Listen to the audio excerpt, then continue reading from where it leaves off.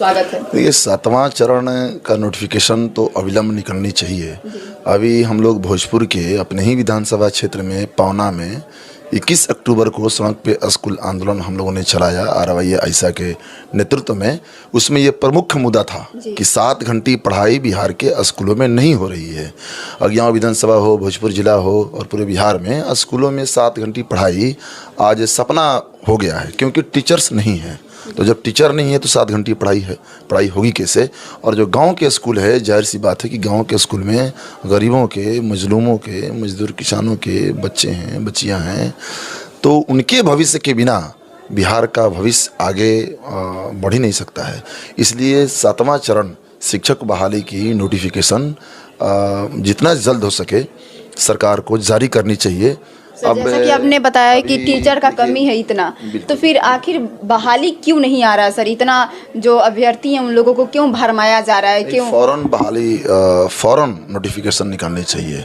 फौरन गठबंधन का सरकार बना सर, मैं तो कहूँगा कि 1 माह में नोटिफिकेशन निकाल करके उनको स्कूल में भेज देनी चाहिए, ज्वाइनिंग करा देनी चाहिए, क्योंकि बच्चों की पढ़ाई बाधित करने का ये अधिकार किसी को नहीं है। सर, कितना जो अभ्यर्थी हैं, कोई डिप्रेशन में चला गया है, किसी ने सुसाइड कर लिया, किसी ने, मतलब बहुत सारा प्रॉब्लम है अभ्यर्थी। प्रतिभा जी, दोनों तरफ मार है। उधर डिप्रेशन में जा रहे हैं, उम्र बढ़ रहे हैं, और इधर बच्चों के भविष्य भी बर्बाद हो रहा है। तो ये शिक्षक बहाली का नहीं होना बिहार के लिए ये दोहरा मार है। और बिहार की शिक्षा व्यवस्था ये विगत 15-20 सालों में माने काफ़ी गिर गई है, काफ़ी चौपट हो गई है। कोई सरकारी विद्यालय में पढ़ाना नहीं चाहता। रिक्शा चालक भी, गरीब से गरीब भी सरकारी विद्यालय में वो चाहता नहीं है पढ़ाना, उसकी मजबूरी हो गई है। तो सरकारी विद्यालय मजबूरी ना हो, सरकारी विद्यालय चॉइस हो।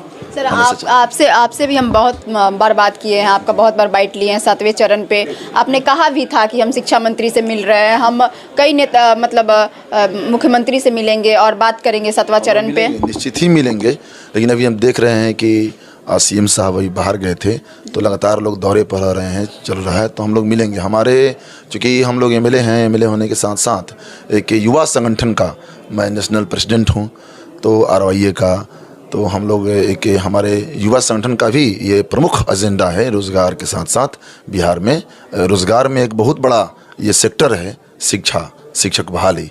तो निश्चित तौर पे अभी बिहार विधानसभा चलता तो हम लोग उसमें जोरदार तरीके से आवाज़ उठाते, और सड़क स्कूल आंदोलन के माध्यम से हमने शिक्षक बहाली की मुद्दा अभी परसों ही 21 अक्टूबर को हम लोगों ने जोरदार तरीके से उठाया है। सर, ट्विटर अभियान भी चलाए थे, नंबर 1 पे ट्रेंड भी किया था, और 4 तारीख से फिर ये लोग आंदोलन करने वाले हैं। हम लोग आंदोलन के साथ हैं जी। तो अभ्यर्थियों को कितना वेट करना चाहिए सर? 4 साल काफी लंबा वेट नहीं करना चाहिए। सरकार को मैं कह रहा हूँ कि 1 माह के अंदर नोटिफिकेशन निकाल करके स्कूल में ज्वाइनिंग करा देनी चाहिए। सर, क्या लग रहा है कि 1 महीना जो आप बता रहे हैं कि 1 महीना के अंदर ज्वाइनिंग करा देना चाहिए नोटिफिकेशन निकाल के, तो 1 महीना के अंदर निकलेगा क्या? क्योंकि कई बार आप भी प्रयास कर रहे हैं। उम्मीद पे पानी नहीं फिरा है, लेकिन देर हो रही है।